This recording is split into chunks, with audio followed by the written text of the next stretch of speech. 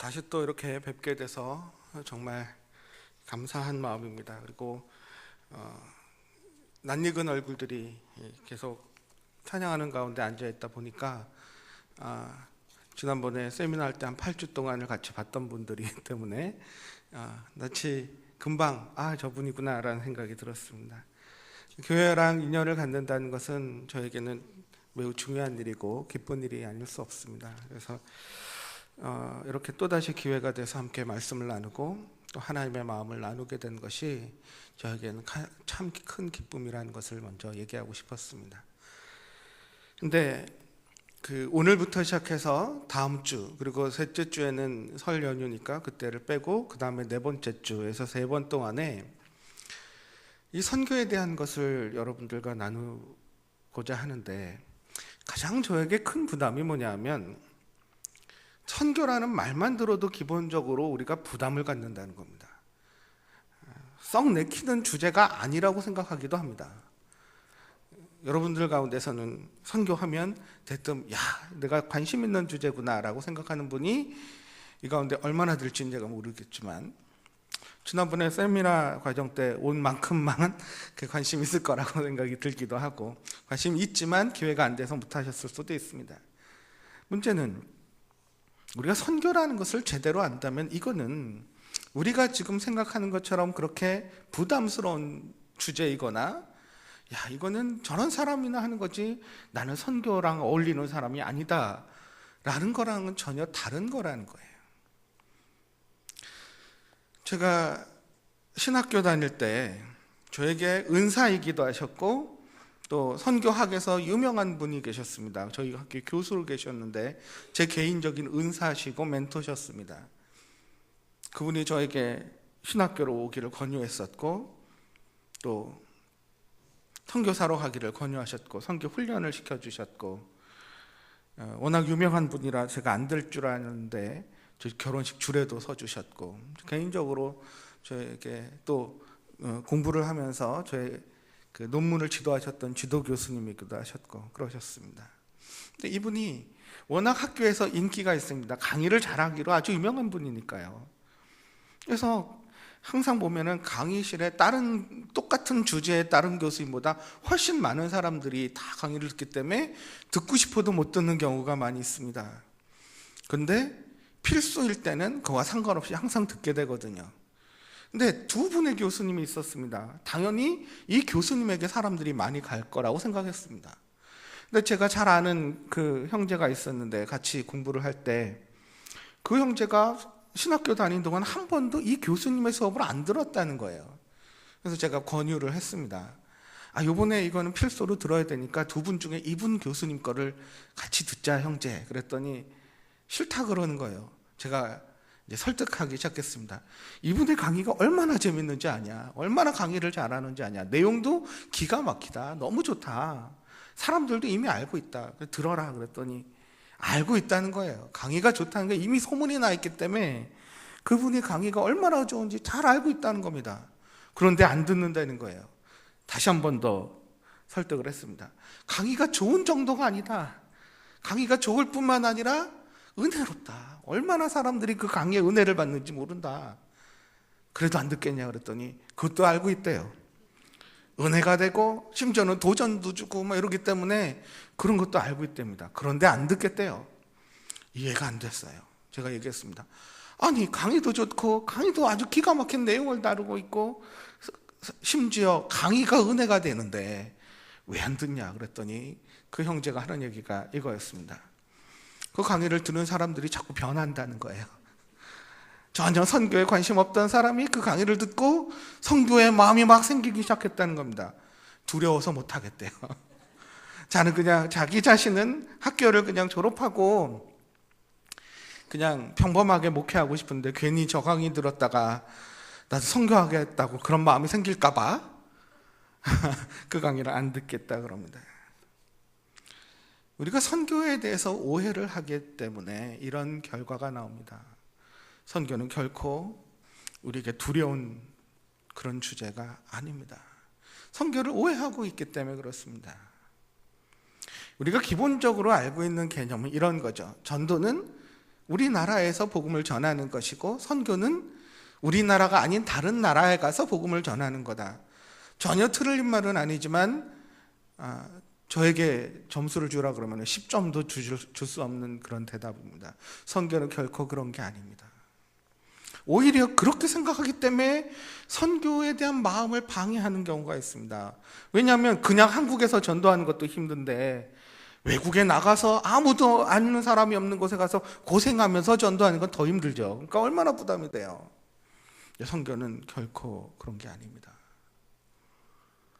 그래서 저는 오늘부터 다음 주 그리고 마지막 주 이 3번에 걸쳐서 사실 선교는 어떤 것인가, 실제로 성경 속에서 하나님이 말씀하고자 하는 그 선교는 어떤 것인가를 우리가 알게 되면 여러분들도 모르겠습니다. 선교에 대한 불이일지 모르겠습니다. 우선 첫 번째는 우리가 성경에서 선교라는 단어가 몇 번이나 나오는 것 같습니까? 단 한 번도 나오지 않습니다. 여기서부터 오해가 있습니다. 선교는 뭔가 하나님이 어떤 사람들에게 불러서 뭔가를 심각한 주제를 주고 이거 하지 않으면 안 되는 그런 사람만 해야 되나, 아주 중요한 거라고 생각하지만 선교는 그런 게 아니었습니다. 선교라는 말보다 더 정확하게 이해하면 성경에서 하나님이 뭘 원하시는가를 찾는 게 더 중요합니다. 하나님이 뭘 원하시는가, 즉 하나님의 목적이 뭔가가 더 중요합니다. 하나님이 원하는 게 뭘 것 같습니까? 이것도 그냥 단순한 부담으로 다가오면 안 됩니다. 하나님이 정말 바라는 게 뭔가, 하나님께서 저와 여러분을 창조하셨습니다. 이 세상을 창조하셨죠. 여기에 의견이 없으실 겁니다. 근데 왜 우리를 창조하셨는가? 저와 여러분과 이 세상을 하나님이 창조한 목적이 무엇인가? 이걸 아는 게 굉장히 중요합니다. 왜 창조하셨나요? 성경에서 뭐라고 나옵니까? 여러분 고린도전서 10장 31절에 보면 우리가 잘 아는 말씀이 뭐라 그러니까, 먹든지 마시든지 무엇을 하든지 다 하나님의 영광을 위해서 하는 겁니다. 우리 이사야서 40장 이후에 계속 보면 뭐라고 얘기하냐면, 하나님 우리를 창조한 목적이 하나님께 영광을 돌리기 위해서 창조된 존재라고 얘기합니다. 우리가 오해를 이렇게 하기도 합니다. 하나님의 목적은 구원이다. 아니요. 저와 여러분을 창조한 목적이 구원이면 태초부터 우리가 죄를 지은 사람이다. 하나님이 세상을 죄 있는 세상으로 만드는 겁니다. 아니요. 하나님이 세상을 창조할 때, 저와 여러분 이 세상을 처음 창조할 때는 죄가 있는 세상이 아니었습니다. 그때는 구원이란 것 자체가 필요한 세상이 아니었습니다. 그러니까 이 세상을 창조할 때, 저와 여러분의 이 세상을 하나님이 창조할 때 그땐 구원이 필요 없었던 시대였어요. 그런데 왜 창조했냔 말이에요. 목적이 뭐냐는 거예요. 아까 얘기했던 것처럼 하나님의 영광, 하나님을 영광되게 하고 하나님을 찬양하기 위해서 우리를 창조했다는 겁니다. 그래서 에베소서 1장 13, 14절에 계속 그 얘기 나오다가 1장 13, 14절에 이렇게 얘기합니다. 읽어보면, 그 안에서 너희도 진리의 말씀 곧 너희의 구원의 복음을 듣고 그 안에서 또한 믿어 약속의 성령으로 인치심을 받았으니 이는 우리 기업의 보증이 되사 그 얻은 것을 속량하시고, 그러니까 우리가 하나님께서 우리를 지정하셨고 속량하셨고, 그래서 우리가 그걸 믿고 구원받았습니다. 그래서 성령으로 인치심을 받아서 하나님께 속량이 됐습니다. 그런데 거기서 끝이 아니라 그 다음에 뭐냐면, 그 다음에 이렇게 얘기하죠. 속량하시고 그의 영광을 찬송하게 하려 함이라. 우리를 창조한 목적은 하나님께 영광을 돌리는 존재가 되기 위해서 창조하셨습니다.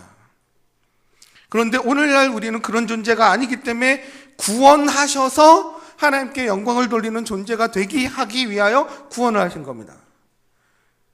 구원이 목적이 아니라 구원은 하나님께 영광을 돌리는 존재가 되기 위한 계획입니다. 근데 이것을 정확하게 우리가 이해하지 못하면 신앙이 이중적이 돼요. 구원받았으면 다 끝난 겁니다. 어떻게 살아도 이미 구원이 정해졌는데요. 아니요. 왜 구원하셨습니까?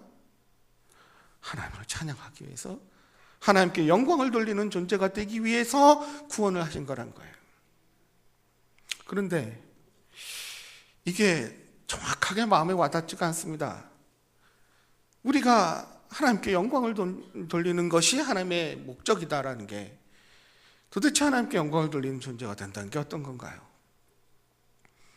1년 중에 보면 하나님께 영광을 주로 영광을 많이 드리는 시즌이 있습니다. 언제죠? 주로 연말에 그렇죠. 시상식에 보면 상 타러 온 사람이 트로피를 받으면서 마이크 앞에 서서 하는 얘기가 항상 이 모든 영광을 하나님께 드립니다. 또는 금메달을 따거나 어떤 좋은 결과를 얻었을 때 무릎을 꿇고 기도하면서 하나님께 영광을 돌립니다. 그런데 우리를 창조한 목적이 이렇게 하나님께 영광을 돌린다는 게 이런 거냐는 거예요. 그 얘기가 그런 거냐는 거예요. 그러면 우리 중에서 금메달 한 번 못 따보고 시상식에서 상 한 번 못 따본 사람은 하나님께 영광을 못 돌리는 겁니까? 하나님의 목적에 맞는 삶을 살지 않는 모습입니까? 또는 기가 막히게 찬양을 잘 불러서 하나님께 영광을 돌리는 것이야말로 하나님께 영광을 돌리는 모습이라면 저 같은 사람은 큰일 납니다. 저는 10번 설교를 하는 게 10분 찬양하는 것보다 좋은 사람인데, 찬양하면 목이 아프고 노래를 부르는 게 참 힘든 사람인데요. 그럼 저 같은 사람은 어떻게 하나님의 영광을 위해서 사는 겁니까? 이게 정확한 것이 하나님의 영광을 위해서 산다는 게 어떤 것인지 우리에게 와닿지가 않습니다. 그걸 위해서 우리가 창조됐다는 건데, 그걸 이해하려면 하나님이 우리가 하나님께 영광을 돌리기 위해서 창조됐는데, 그렇게 하려면 하나님이 이 세상을 창조했었던 동기를 아는 게 더 중요합니다. 어떨 땐 왜 하고 싶으셨을까요? 하나님은 우리를 창조하고 싶었습니다. 세상을 창조하고 싶었습니다. 왜 그러셨을까요? 그 동기가 뭘까요? 신학교에서 기독교 철학이라는 분야에서 이런 것들을 열심히 연구하고 토론을 하다가 신학자들이 내는 결론이 뭐냐면, 하나님이 심심해서 하나님이 심심하니까 인간을 만들어 놓고 영광받고 싶어 한다는 게 그 사람들의 결론입니다. 천만에요. 어떻게 하나님이 심심할 수 있습니까? 하나님이 어떤 분이신데 심심할 수 있습니까? 저는 저희 아들이 한 명 있습니다. 올해 8살이에요. 요즘은 더 늦게 결혼하지만 청년들이 요즘은 40살 돼도 결혼 안 하는 게 당연한 것처럼 사는 세상인데, 조금 옛날로 치면 좀 늦게 결혼했고 결혼하고도 한 2년 뒤에 아이가 생겼습니다. 저는 아무 생각 없이 그냥 행복하면서 살았는데 제 아내는 걱정이 많았나 봐요. 나이가 들었는데 아이가 안 생기니까, 아이가 안 생기는 것 때문에 굉장히 걱정하고 있었던 것 같습니다. 근데 2년이 지나고 어느 날 제가 집에 탁 들어갔는데 제 아내가 심각하게 저를 보더니 할 말이 있다는 거예요. 보통 저를 집에서 맞이할 때랑 전혀 다른 분위기예요.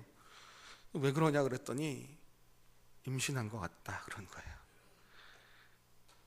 그동안에 걱정이 많았는데 그 테스트지를 이렇게 테스트를 하는 걸 가지고 해봤더니 임신인 것 같다는 거예요. 근데 그 순간 제가 아찔했습니다. 한 번도 제가 누군가의 아빠가 된다는 상상을 해본 적이 없습니다. 결혼한 것도 신기한 사람인데 누구의 아빠가 된다는 게 이게 피부로 와닿지 않는 얘기거든요. 그래서 이게 좋아할 겨를도 없이 이게 도대체 뭔지가 현실감이 없는 거예요. 근데 그 다음날 제 아내랑 같이 병원에 들어갔는데 그 의사 선생님이 얘기하는 게 임신 2주가 됐대요. 이제부터 제 모든 관심과 행동이 달라지기 시작했습니다. 제 기도의 첫 번째 기도가 뭐였을까요? 아이를 위해서 건강하게 태어나고 제 아내가 건강에 문제가 없도록 하는 게 제 기도의 첫 번째가 되기 시작했습니다. 매일 새벽에 기도할 때마다 아이를 위한 기도와 그 아내를 위한 기도와 그다음에 도대체 어떤 아이가 태어날지에 대한 이런 설렘과 그 마음들을 가지고 9개월을 보냈어요. 일주일마다 가서 검사를 할 때마다 상황이 계속 바뀝니다. 처음에 갔더니 어느 정도 지났는데 갑자기 여기 초음파를 검사해서 사진을 찍었는데 그 사진에 조그마한 뭔가 있는데 이게 그 아이가 지금 자라고 있다는 거예요. 이렇게 화면으로 보여주는데 어느 날 보니까 여기에 깜빡깜빡하는 게 보여요. 뭔지 아시죠? 심장이 뛰는 거예요. 애가 지금 심장이 뛰고 있다는 거예요. 살아 있다는 거예요. 지금 생명이 이 배 안에 있다는 거예요.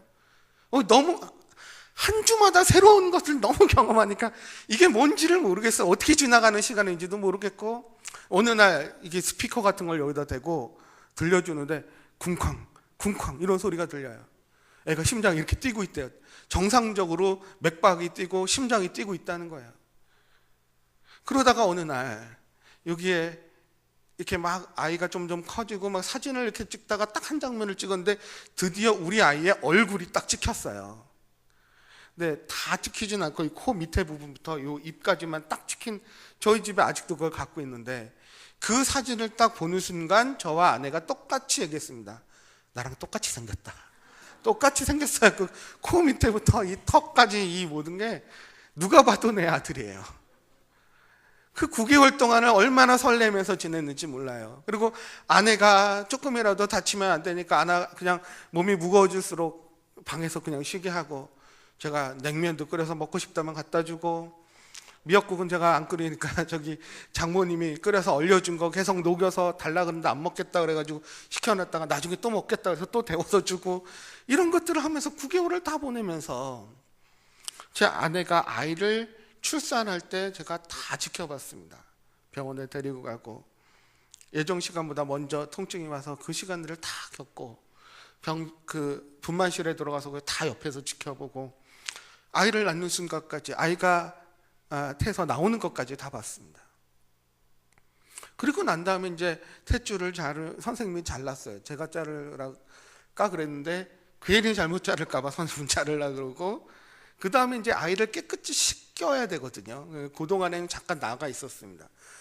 언제 올지 모르겠고 밖에서 혼자 기다리는데 굉장히 이게 막 심란한 거예요. 도대체 어떤 애인지 얼굴 한번 못 봤는데 한 20-30분 지나자 간호사 한 분이 이 큰 타월에 아이를 이렇게 감싸가지고 이렇게 들고 나왔습니다. 드디어 제 첫 아이를 만나는 장면이에요. 딱 들고 와서 제 품에 딱 안겨줬습니다. 그러면서 하는 얘기가, 눈 2개, 코 하나, 입 하나 있고 손가락 5개, 발가락 5개 정상입니다. 그리고 싹 데리고 가는 거예요. 아이가 밖에 이렇게 노출되면은 그 바이러스에 위험하니까 무균실로 데리고 들어가는 거죠. 바로 뭔가 순식간에 제 품에 왔다가 싹 사라졌습니다. 뭔가 확 왔다 갔는데 그 기분이 희한해요. 그 아이가 드디어 태어났다는 것에, 여러분, 이 세상에 한 생명이 태어나는 것으로도 온통 관심이 거기 집중되어 있고, 어떤 아이가 태어날지 설레고 기대감과 걱정과 이 모든 관심이 거기에 가 있는데, 어떻게 이 온 인류를 창조하고 세상을 창조하고 저와 여러분을 하나님이 창조하시면서 아무 생각 없이 심심하실 수가 있습니까? 그렇지 않죠. 우리를 하면서 하나님은 어떤 마음이었을까요? 어떤 생각으로 어떻게 우리를 창조하고 싶었던 그 마음이 뭘까요?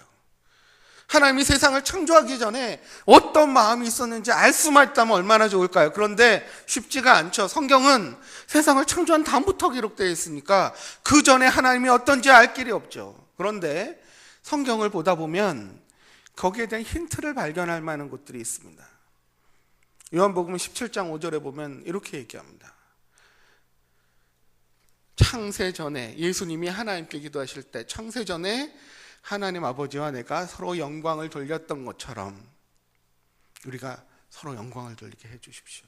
무슨 얘기냐면, 창세 전에 하나님이 스스로 계셨고 이 세상이 없을 때 하나님 존재만 있었을 때 다른 건 모르겠지만 이 사실을 통해서 분명히 알 수 있는 건 하나는 뭐냐면, 하나님이, 성부 하나님, 성자 하나님, 성령 하나님, 삼위일체 하나님이 서로를 영화롭게 했다는 겁니다. 서로에게 영광을 돌렸다는 겁니다. 근데 이것도 피부로 와닿지가 않아요.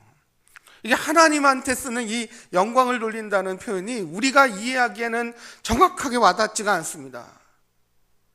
도대체 그게 어떤 것일까? 영광을 돌린다는 말의 어원의 의미를 그대로 보면 그것은 가치가 있다고 인정하는 겁니다. 이 꽃 참 아름답다고 가치를 이 꽃은 이런 가치가 있다고 인정하는 겁니다. 그러니까 하나님을 영광 돌렸다는 얘기는 하나님이 이런 가치가 있다고 성부 하나님이 성자 하나님, 성자 하나님이 성령 하나님 서로 그 가치를 인정했다는 얘기입니다. 근데 이것을 우리가 조금 더 이해하기 쉬운 가장 근사치의 말로 바꿔서 얘기하면 그건 무슨 말이냐면 칭찬하는 겁니다. 아, 이런 분이다고. 그러면 여러분, 성부, 성자, 성령 하나님이 서로 그 안에서 영화롭게 했다는 건 서로 그 삼위일체 하나님이 서로를 칭찬했다는 겁니다. 그 가치를 알아보고 하나님됨이 어떤 것인지 그 가치를 보고 인정했다는 거예요. 칭찬했다는 겁니다. 근데 그 칭찬하면 어떤 결과가 있습니까? 몇 번 김만하 장로님을 전 뵀었잖아요. 그리고 김만하 장로님이랑 아침에도 통화하고 목소리를 들을 때마다 저와 다르게 목소리가 성우 목소리 같으세요. 들어보셨나요? 저는 이렇게 얇은데 아주 굵은 바리톤의 톤으로 모르는 사람이 들으면 무슨 성악하는 분인 것 같은, 그리고 또 얼마나 성실하신지, 또 얼마나 좋은 가장이실지, 신앙도 좋으신 것 같고, 제가 모르고 하는 얘기지만 지금 김만한 장로님의 얼굴을 보세요. 어떤지 아세요? 활짝 웃고 있습니다. 칭찬을 받으면 어떻습니까? 기쁩니다. 여러분, 칭찬을 받으면서 우울한 기분을 느끼십니까? 칭찬을 받으면 억울하십니까? 칭찬받은 것 때문에? 누군가 날 칭찬했기 때문에 기분이니까 나 하루 종일 안 좋습니까? 아니요. 칭찬은 어떤 특징이 있냐면 칭찬했다는 것 때문에 그 안에서 기쁨이 넘쳐납니다. 그러니까 창세전에 하나님이 서로 삼위일체 하나님이 서로에게 영화를 돌렸다, 영화롭게 했다, 영광을 돌렸다는 건 하나님 자체로는 그 안에 말할 수 없는 기쁨을 넘치는 존재였다는 겁니다. 하나님이 도대체 창세전에 어떤 모습이었을까 상상할 수는 없지만 우리가 알 수 있는 한 가지 사실은 삼위일체 하나님은 기쁨의 존재입니다. 어떻게 심심할 수 있습니까? 이 기쁨은 독특한 특징이 있어요. 억누를 수가 없습니다. 기쁨은 참을 수가 없습니다. 숨길 수가 없어요. 여러분이 정말 기쁠 때 숨겨지십니까? 아니요. 기쁨은 티가 납니다. 숨길 수가 없어요. 슬픔은 아닌 척할 수 있습니다. 눈 딱 감고 슬픈 티를 안 내면 슬픈지 모르게 할 수 있습니다. 그런데 기쁨은 숨겨지지가 않습니다. 저희 교회 집사님 중에 한 분이 은행에서 일을 하시는데 가끔 이런 일이 있대요. 로또 1등을 당첨하면 어떤 일이 일어나는지 아세요? 혹시 여기에 로또 1등 당첨하신 분이 있나요? 로또 1등 당첨을 하면 농협 본사가 충정로에 있습니다. 거기에 가서 이 돈을 수령한답니다. 근데 거기 1층이 있으면 그 복권을 받는 수령하는 곳이 14층이랍니다. 그러니까 1층에 그 직원들이 앉아있을 때 문 열고 들어오는 순간부터 저 사람이 로또 1등 당첨한 사람인지 아닌지 안돼요. 들어올 때부터 사람의 표정이 다르고 뭔가 두리번거리고 막 흥분해 있고 이렇게 들어온 겁니다. 티가 나죠. 와서 이거 탁 내놓고 1등 당첨했다 그러면 거기서 바로 돈을 주는 게 아니라 그 사람을 엘리베이터에 태워서 14층까지 데리고 올라갑니다. 근데 위험하니까 혼자 안 보내고 옆에 한 사람이 따라 붙어서 14층까지 올라갑니다. 14층에 올라가서 탁 가면 은행 계좌를 만들어주고 돈을 그 당첨금을 주는 게 아니라 1등 당첨한 사람을 데리고 거기서 누가 딱 맞아서 1등 당첨됐다 그러면 그 사람을 데리고 옆에 빈 방으로 데리고 들어갑니다. 거기서부터 1시간 넘게 교육을 시킵니다. 1등 당첨된 사람은 어떻게 해야 되는지, 한 달 동안 절대로 돈을 쓰면 안 된다고 신신당부를 합니다. 이 돈을 은행에 돈을 넣어줄 텐데 절대로 쳐다보지도 말라 그럽니다. 그리고 한 달이 지나면 이 돈을 여러 통장에 나눠 넣으십시오. 그리고 뭐 자세한 얘기는 저한테도 안 해주더라고요. 뭐 1등 되면 어떻게 해야 되니, 어쨌든 가족 외에는 아무도 몰라야 되고 뭐 1시간 넘게 열변을 토하면서 가르쳐서 알겠다고 그러고 나가지만 3일 만에 다들 통이 난대요. 감출 수가 없어요, 그 기쁜 것을. 여러분, 하나님 안에 이 영화롭게 하면서 하나님 존재, 하나님스러움에 이 기쁨이 넘쳐나는 것은 숨길 수가 없고 억누를 수가 없고 참을 수 없는 겁니다. 삼위일체 하나님 안에 이 넘쳐나는 기쁨을 주체할 수 없어서 누군가 나눠줘야 될 대상이 필요하기 때문에 저와 여러분을 창조한 겁니다. 이것을 나눠주고 싶어요. 하나님 안에 있는 기쁨을 나눠주고 경험하게 하고 알게 하고 싶어줘서 우리를 창조한 겁니다. 그렇기 때문에 요한복음 15장 11절에 예수님께서 그 포도 나무까지 그 비유하다가 나중에 이런 얘기를 하십니다. 예수님, 내 안에 기쁨이 있어서 저들에게도 이 기쁨이 충만하기 위해서다라는 거예요. 예수님 안에 기쁨이 넘쳐난다는 겁니다. 근데 이 기쁨이 예수님 안에 있는데 이 기쁨이 하나님 안에만 있는 게 아니라 이 기쁨이 우리들 안에게도 있어서 이 기쁨으로 충만하게 되길 원하는 게 하나님이 원하는 거란 겁니다. 그것 때문에 우리를 창조하고 싶었던 거예요. 이 하나님의 기쁨을 나눠주고 싶어서.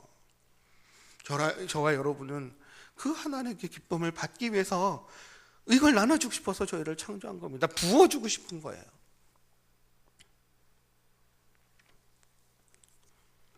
네, 이 기쁨을 받았다는 것이 하나님께 영광을 돌리는 존재가 된다는 게 어떻게 연관이 되느냐 하면, 여러분 교회에서 여러분이 하나님을 알게 되고 하나님이 어떤 분인지 알았기 때문에 그 기쁨을 누렸습니다. 그 기쁨을 받았습니다. 근데 우리가 교회에서는 표현이 조금 다르죠. 기쁨을 받았다는 표현을 쓰는 대신에 주로 뭘 받았다 그러죠? 은혜를 받았습니다. 하나님이 어떤 분인지 그 은혜를 받았습니다. 은혜를 받은 사람은 어떻습니까? 은혜를 받으신 적이 없으신가요? 은혜를 누려보신 적이 없나요? 은혜를 누리는 건 어떻습니까? 감사와 찬양과 우리 삶 가운데 하나님을 알았기 때문에, 하나님의 그 은혜 때문에 나란 존재가 그 하나님과 이 관계를 맺으면서 그 완전히 변화된 그 하나님의 기쁨 속으로 들어가서 그 은혜를 누리면서 사는 것은 숨길 수가 없죠. 참을 수가 없죠. 그래서 우리도 하나님의 영광을 알았기 때문에 하나님께 기뻐하고 하나님을 찬양하고 하나님께 감사하고 이런 것을 우리는 표현해서 예배를 드린다 그럽니다. 그러니까 우리가 예배를 드려서 하나님이 이런 분이라는 것을 인정하면 하나님의 영광을 받는 것이 됩니다. 이것이 하나님이 우리를 창조한 목적입니다. 이 관계를 맺는 것. 하나님이 어떤 분인지 그 영광을 우리에게 계시하고 그것 때문에 기뻐해서 하나님께 하나님이 이런 분이라고 영광을 돌리며 하나님의 영광을 받게 되는 것이 저와 여러분과 세상을 창조한 목적입니다. 그러니까 영광이라는 건 내가 뭐 이렇게 만들어가지고 하나님 영광을 받으십시오. 아니요, 우리가 영광을 만드는 존재가 아닙니다. 하나님의 영광을 보고 하나님의 영광이 이런 거라고 내가 만드는 것이 아니라 하나님의 영광을 반사해서 하나님이 이런 분이라고 알리는 겁니다. 노래 못해도 됩니다. 금메달 안 따도 됩니다. 하나님을 경험하고 하나님의 은혜에 감격스러워하고 하나님이 좋아서 어쩔 줄을 몰라서 하나님이 이런 분이라고 고백하는 것이 하나님께 영광을 돌리는 존재고, 그렇게 하기 위해서 저와 여러분을 하나님이 창조하셨습니다. 문제는 이 하나님의 목적과 다르게 창세기 3장에 이 관계가 박살나 버렸습니다. 그로부터 오늘날까지 이 세상에는 이 관계가 회복되지 않았습니다. 하나님의 목적은 그 다음부터 무엇이겠습니까? 이 망가져버린 관계를 회복하는 겁니다. 이게 하나님의 목적입니다. 저희들은 누구나 여기서 다 하나님과 이 관계를 맺은 사람입니다. 그렇죠? 아닌가요? 그러나 아직 세상에는 그런 관계가 아닙니다. 그렇기 때문에 선교란 건 하나님이 원하는 그 목적을 이루기 위해서 우리가 뭘 해야 되는가를 보는 게 선교라는 거예요. 그래서 예수님이 나중에 오셨을 때 이 하나님의 목적을 위해서 우리가 뭘 해야 되는가를 얘기해 준 겁니다. 예수님의 목적이 뭡니까? 왜 이 세상에 오셨죠? 하나님의 목적이랑 다르지 않습니다. 하나님의 목적이 그거면 예수님의 목적도 그겁니다. 그렇기 때문에 예수님의 사역을 자세히 보면 여러 가지 사역이 있지만 예수님이 하셨던 얘기는 하나님의 목적을 이루기 위한 것이었습니다. 성령님이 이 땅에 오셨죠? 성령님의 목적은 뭡니까? 다르지 않다니까요. 어떻게 알 수 있느냐? 다음 주, 그 다음 주 성경을 통해서 여러분과 함께 볼 겁니다. 오늘 이 시간은 이 하나님의 목적이 이것이라는 것을 알았고 선교가 이런 것이라는 걸 알았는데 실제로 더 자세히 다음 주에 보게 될 건데 제 고민은 다른 데 있습니다. 사람들이 이 선교에 대한 올바른 이해가 없기 때문에 여전히 부담스럽고 두려워한다는 겁니다. 사람들이 왜 두려워하는가? 실패할까 봐 두려워합니다. 아무도 실패를 원하는 사람은 없습니다. 이 세상에서. 제가 몸무게가 90kg가 넘어갔는데요. 별로 안 놀라시는군요. 제가 이 몸무게를 빼기 위해서 열심히 운동도 하고 밥도 잘 안 먹고 열심히 노력했는데 몸무게가 2kg가 만약에 늘었다. 몸무게를 줄이는 것에 실패했습니다. 제가 열심히 운동하고 밥을 굶고 한 것은 몸무게를 내리고자 하는 거였는데 몸무게를 내리는 것에 실패했습니다. 몸무게를 찌우고자 그런 기대감을 가지고 그렇게 한 거 아니었습니다. 학생들이 공부를 열심히 합니다. 공부를 열심히 하면서 내일 보는 시험에서 점수가 떨어져야지라고 생각하는 사람 아무도 없습니다. 성공하고 싶지 실패하고 싶어서 그것을 하는 사람은 아무도 없습니다. 그러나 어떻습니까? 성공만 하십니까? 실패가 우리 인생 가운데 따라오죠. 여러분들이 한번 해당하면 내가 거기에 해당하는지 한번 체크를 해보십시오. 살아오면서 한 번이라도 성적을 올리는데 실패해 본 적이 있으신가요? 창피하니까 손은 안 들어보겠습니다. 아니면 직장을 구하거나 직업을 원하는 직업을 얻는 것에 실패한 적이 있으십니까? 해당하면 마음속으로 체크를 해보십시오. 내가 거기에 해당하는가? 건강을 유지하는 데 실패한 적이 있으신가요? 네 번째는 조금 더 깊은 질문입니다. 깊이 있는 질문입니다. 사람과 사람 관계에서 인간관계에 실패해 본 적 있으십니까? 부모 자식이든 주위 사람이든 다른 사람과의 관계에서 실패를 경험해 보신 적이 있는지요? 자, 이번에는 한번 손을 들어 보십시오.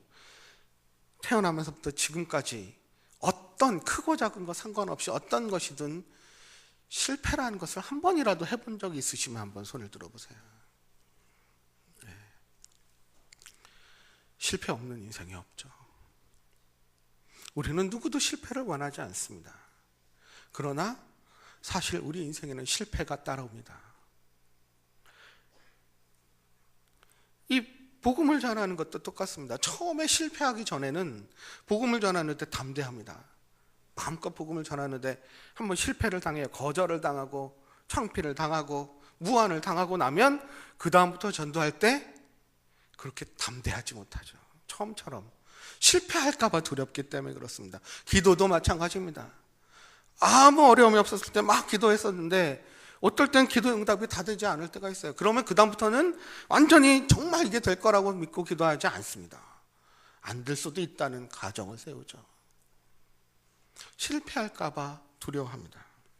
오늘 말씀은 오늘 우리가 읽었었던 건 우리가 다 아는 얘기입니다. 밤 사경, 그러면 지금 새벽 3시쯤 되는 때인데 예수님이 저쪽에서 그 밤 새벽 3시에 제자들은 12명의 제자를 배를 타고 바다 한가운데로 내보냈습니다.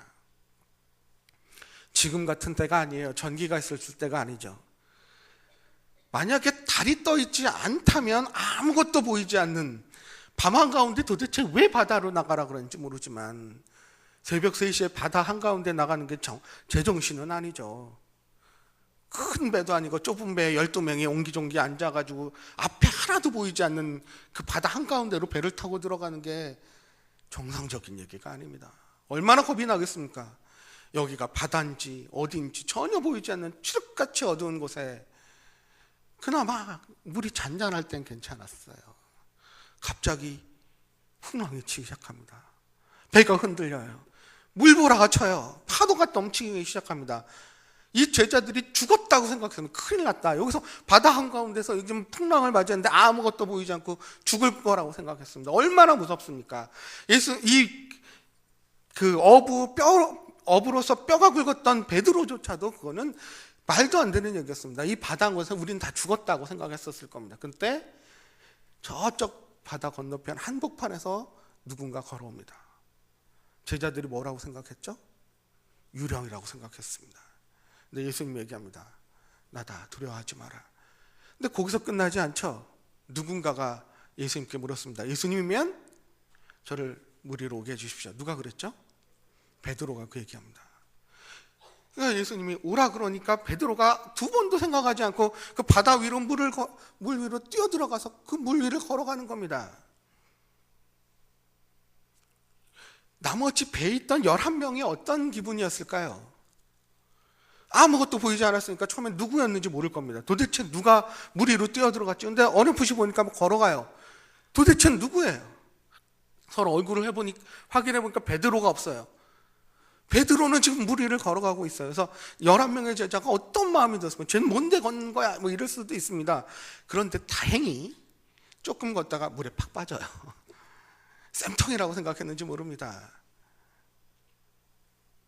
그런데 예수님이 이 베드로를 물에서 건져주시고 이 베드로와 함께 배 위에 올라가는 얘기가 오늘 얘기입니다. 우리가 다 아는 얘기예요. 제가 물어보겠습니다. 여러분 생각에 이 베드로는 성공한 것 같습니까? 실패한 것 같습니까? 물에 빠져서 홀딱 젖은, 흠뻑 젖은 베드로가 배 위에 앉아 있습니다. 예수님과 함께. 어쩌면 추워서 떨고 있을지도 모릅니다. 이 베드로의 모습을 보면서 여러분은 베드로가 실패했다고 생각합니까? 성공했다고 생각합니까? 실패했나요? 성공했나요? 베드로야말로 성공한 사람입니다. 그때 잘 생각해 보십시오. 12명의 제자 중에서 유일하게 베드로만이 물 위를 걷는 경험을 합니다. 누구도 물 위를 걸어본 적이 없습니다. 베드로만 물 위를 걷습니다. 11명의 제자는 물 걷는 경험을 해본 적이 없습니다. 베드로만이 유일하게 물 위를 걷습니다. 그러나 우리가 아는 것처럼 물에 보고 파도를 보고 무서워서 물에 빠지죠. 그때 예수님이 얘기합니다. 뭐라고 얘기하죠? 믿음이 적은 자여 왜 의심하느냐? 이 말이 실패했다는 얘기가 아닙니다. 무슨 얘기냐면 자기 믿음이 이 정도밖에 되지 않는다는 걸 발견한 것도 베드로밖에 없습니다. 베드로만이 물 위도 걸었지만 내가 이럴 때 믿음이 약해지는구나를 알게 된 것도 베드로밖에 없습니다. 나머지 11명의 제자들에겐 아무런 일도 일어나지 않습니다. 예수님이 아무 말도 하지 않습니다. 우리가 신앙생활을 하다가 아무런 일이 없으면 믿음이 발휘될 기회조차 없습니다. 그런 어려움이 있고 그럴 때마다 우리가 늘 성공하는 거 아니죠. 실패할 때도 있습니다. 그리고 자기의 현실을 보고 자기의 한계를 봅니다. 난 이 정도구나. 내 믿음은 이런 모습이구나라는 걸 발견하는 게 실패가 아닙니다.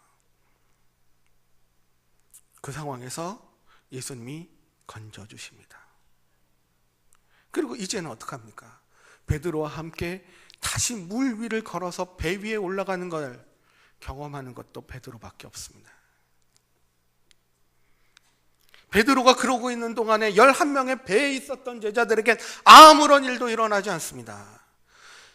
베드로는 비바람이 치는 바다 한가운데서 우여곡절을 겪습니다. 물 위를 걷다가 물에 빠지다가 예수님이 건져주시고 물 위를 다시 걷는 이 모든 과정을 우여곡절을 겪지만 거기서 주님과 동행하고 주님을 경험합니다. 그러나 11명의 배에 앉아 있었던 제자들에겐 아무 일도 일어나지 않습니다. 예수님이 보고 너희는 믿음이 크다 작다도 아니라 믿음이 있는지 없는지조차도 말하지 않습니다. 왜냐하면 믿음이 발휘될 만한 아무 일도 일어나지 않았으니까요. 아무것도 하지 않았으니까요. 자기들의 믿음이 어떤 것인지 알 수도 없습니다. 오직 베드로만이 그 모든 것을 경험하면서 그 가운데 하나님의 손길을 발견하고 하나님이 인도하는 걸 경험하고 물 위를 하나님과 동행하는 경험을 유일하게 베드로만이 합니다. 11명의 제자들은 물에 빠질까봐 두려워해서 이미 실패할까봐 겁을 냈기 때문에 아무런 시도도 하지 않습니다. 편할지 모르지만 주님을 경험하는 것이 없고 주님과 동행하는 것이 없습니다. 윈스턴 처칠이 2차 세계대전을 승리로 이끈 다음에 고국인 영국으로 돌아왔을 때 많은 사람들이 어떻게 그 어려운 상황을 극복하고 이 전쟁에서 승리했는지 궁금했습니다. 그래서 기자들이 와서 질문을 물었습니다. 한 기자가 이렇게 질문했습니다. 당신은 도대체 어떻게 해서 2차 세계대전을 승리로 이끌 수 있었습니까? 그랬더니 이 처칠이 이렇게 얘기했습니다. 나는 초등학교 때 공부를 잘 못했습니다. 그래서 초등학교 한 학년을 올라가야 되는데 공부를 너무 못해서 학교에서 유급을 시켰습니다. 올려보내지 않고 한 학년을 다시 다니게 했습니다. 그래서 남들보다 1년을 더 다녔습니다. 그런데 그때의 경험이 2차 세계대전을 승리로 이끌게 한 것이었습니다. 이 기자가 그 얘기를 듣고 눈이 동그래져서 다시 물었습니다. 세상에, 당신 같은 위대한 사람도 실패라는 걸 경험합니까? 이렇게 물어봤어요. 처칠이 그 기자를 가만히 쳐다보다가 한마디를 했습니다. 당신은 그게 실패라고 생각합니까? 내가 공부를 못하고 1년을 다시 한 학년을 더 다니게 된 것은 실패가 아닙니다. 그것은 나에게 한 번의 기회가 더 주어진 것입니다. 그 기회 가운데 난 너무나 많은 것을 배웠고 거기서 배운 것 때문에 나는 어려움을 극복할 수 있는 사람이 되었습니다. 실패는 뭔가를 시도해보고 하나님의 부르심에 따라서 내 인생을 걸어보고 거기 위해서 살았다가 잘못될까봐 거기서 내 신앙의 한계를 보고 내 믿음은 이 정도밖에 안 되고 때로는 무리를 걷는 것 같다가도 물에도 빠지고 내가 이 정도밖에 안 되는 걸 알 수도 있지만 그러나 그건에서 주님을 경험하고 주님이 이끌어가는 것을 맛보고 동행하는 것이야말로 성공하는 겁니다. 오히려 실패는 실패가 아닙니다. 두려워서 아무것도 하지 않는 게 그게 실패입니다.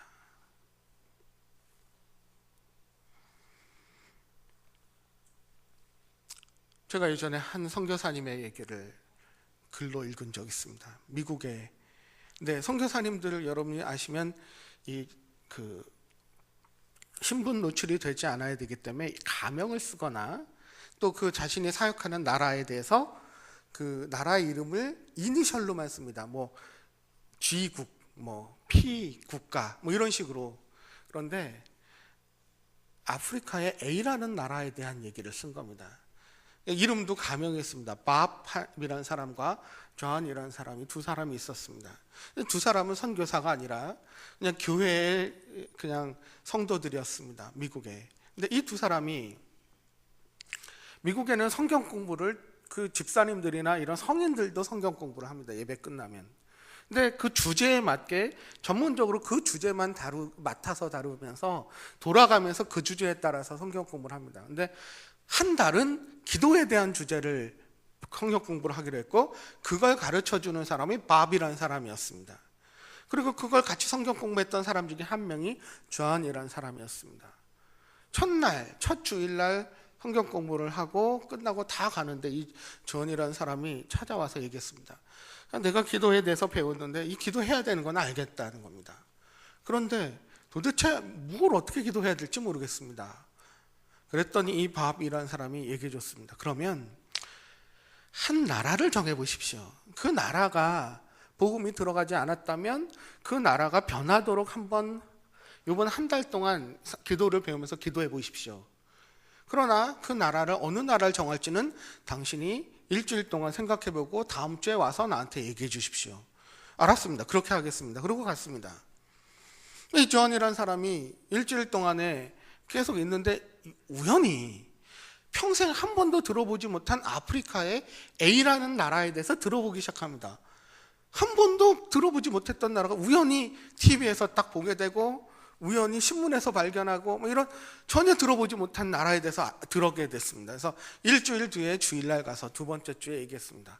내가 나라를 정했습니다. 아프리카의 A라는 나라인데 이 나라를 위해서 기도하겠습니다.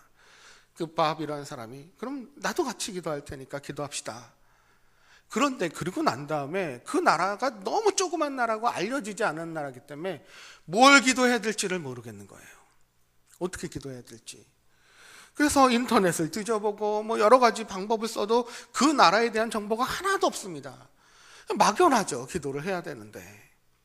그래서 기도를 하다가 월요일이 지나고 화요일 날 저녁에 우연히 이 존이라는 사람은 보험 세일즈맨이어서 보험을 팔러 다니는 사람인데 어느 날 약속을 잡고 저녁에 어떤 여자분과 함께 식사를 하다가 깜짝 놀랐습니다.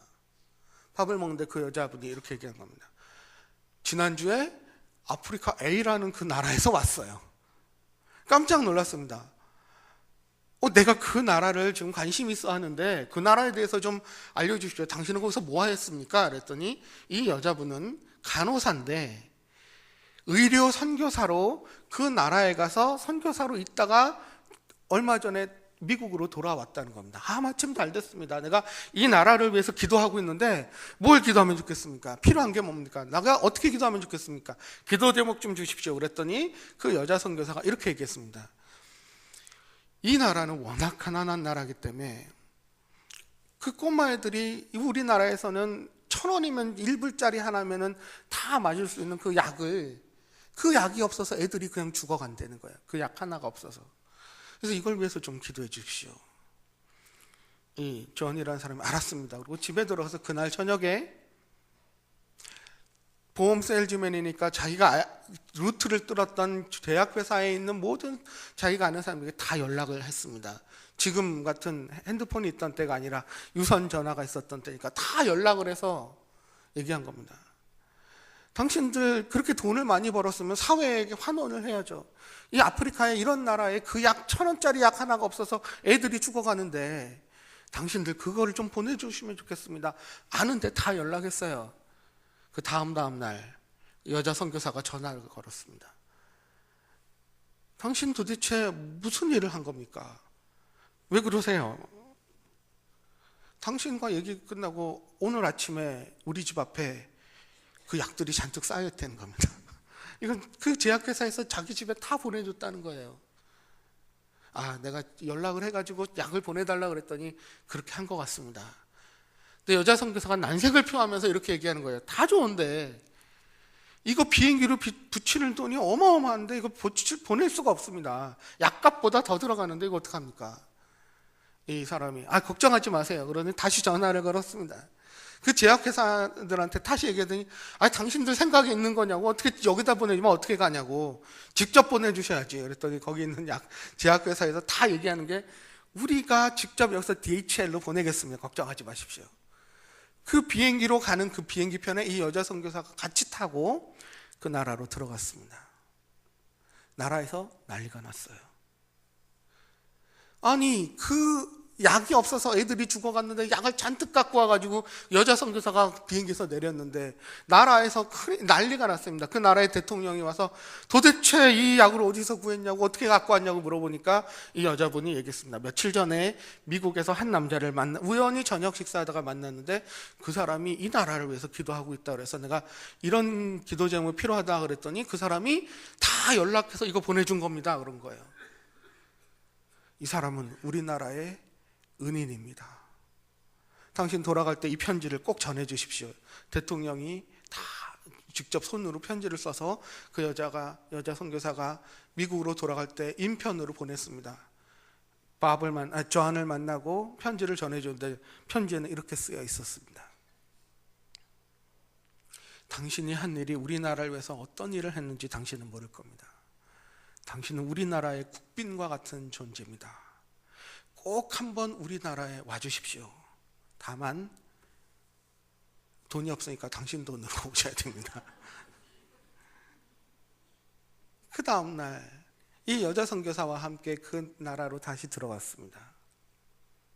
그러니까 가니까 그 나라의 높은 사람들이 다 마중 나왔습니다.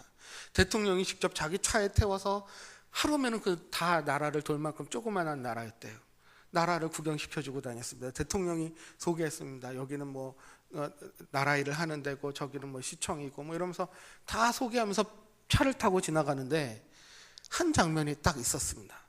이렇게 코너를 돌고 쭉 돌아가는데 저쪽 길 건너편에 그냥 깜깜한 어두컴컴한 건물이 하나 보였습니다. 그래서 이 존이 저거는 뭡니까? 그랬어요. 그랬더니 그 대통령이 그냥 이렇게 얘기했습니다. 아, 저기요? 우리나라의 정치범들을 가두는 감옥입니다. 이렇게 얘기했어요. 그래서 그냥 지나치면서 아무 생각 없이 이 존이 얘기했습니다. 아, 그래요? 그렇게 그냥 정치범을 가두는 건 좋은 아이디어는 아닌데 이렇게 말했어요. 그러면서 그냥 잊어버리고 갔어요. 그리고 그 대통령과 함께 그 하루를 묵고 그 다음날 다시 비행기를 타고 미국으로 돌아갔습니다. 그리고 여전히 그 나라를 위해서 기도하면서 하루 이틀이 지나갔습니다. 셋째 주가 됐을 때 바쁜 일 때문에 집에 돌아왔는데 문을 여는데 벨이 막 울려요. 전화벨이. 그래서 막 달려와서 전화를 딱 받았습니다. 그래서 얘기했어요. 근데 이 전화 속에서 들리는 음성이 아주 굵은 아주 심각한 목소리를 띠면서 어떤 남자가 이렇게 얘기하는 겁니다. 거기 존이라는 사람이 살고 있습니까? 이렇게 물어요. 네, 내가 존입니다. 누구십니까? 누군지 대답을 안 하는 거예요. 거기서 다짜고짜 이렇게 물었습니다. 당신 얼마 전에 아프리카 A라는 나라에 갔다 온 적 있죠? 이렇게 물어요. 네, 갔다 왔습니다. 당신 거기서 뭐 했습니까? 그냥 구경했습니다. 근데 당신 대체 누굽니까? 그러니까 전화기에서 그 사람이 얘기하는 게 자기가 누구라고 얘기하냐면 미국의 CIA의 아프리카 지부 국장이래요. 근데 2년 전부터 이 미국의 CIA에서 이 그 아프리카 A라는 나라의 정치범들을 풀어주려고 수많은 돈과 그 요원들을 보내서 그렇게 노력했는데 꿈쩍도 안 했는데 당신이 왔다 가더니 그들이 다 풀려났습니다. 당신은 누굽니까? 저는 보험 세일즈맨입니다. 전화를 끊고 넷째 주가 되는 그 다음 주에 여자 선교사와 존이 다시 그 나라로 들어갔습니다. 복음을 전했습니다. 그 나라의 그리스도인의 비율이 60%가 됐습니다. 한 달 만에 이루어진 일입니다. 한 달 전에 그리스도인이 거의 없던 나라가 한 달 만에 그 나라에 60%의 그리스도인이 생겼습니다. 하나님이 여전히 이 세상에서 일하고 계십니다. 하나님의 목적을 이루어가고 계십니다. 그런데 이 복음을 가지고 있는 우리들은 실패할까 봐 두려워서 겁이 나서 그런 일들을 꿈도 꾸지 못합니다. 하나님이 이런 일들을 이루실 거라는 상상도 하지 못합니다. 배 밖으로 발을 내딛는 것을 상상도 못하는 것처럼 하나님이 이 일을 이루는데 내가 함께 할 거라는 상상도 못합니다. 그러나 선교는 그런 게 아닙니다. 선교는 우리가 포기를 하고 희생을 하고 힘든 고난을 겪는 것이 아닙니다. 선교는 오히려 우리 가운데서 하나님이 하는 것을 경험하며 주님과 동행하며 주님이 이루시는 이 놀라운 일에 참여하면서 그것을 경험하는 겁니다. 하나님이 이루어 가시는 이 세상 가운데 실패할까 봐 두렵기 때문에 거기로 나가지 못합니다. 발을 내딛지 못합니다. 실패는 실패가 아닙니다. 혹시나 실패할까 봐 두려워서 그 자리에 가만히 있는 게 그게 실패입니다. 우리 인생 가운데서 만약에 아무런 일도 없이 편안하다면 문제가 있는 겁니다. 주님을 경험하는 것이 없고 주님과 동행하는 게 없습니다. 우여곡절을 겪으면서 어려움을 겪으면서 자신의 믿음의 한계도 보고 어떨 땐 물 위도 걸어보고 물속에 빠져서 허우적거리기도 하지만 주님이 건져내 주시고 주님과 동행하고 주님이 일하시는 것을 경험하는 것이야말로 성공입니다. 그렇기 때문에 실패할까 봐 두려워하지 마십시오. 비록 거친 파도가 나에게 달려드는 것처럼 보인다 그러더라도 실패를 두려워하지 마십시오. 내 믿음이 이 정도밖에 안 되는 그 처절한 한계를 보더라도 실패할까봐 두려워하지 마십시오. 때로는 물속에 빠져서 허우적거릴까봐, 그 실패를 할까봐 두려워하지 마십시오. 거기에 주님이 계시고 거기서 건져주시고 주님과 함께하고 주님과 동행하는 것이 있습니다.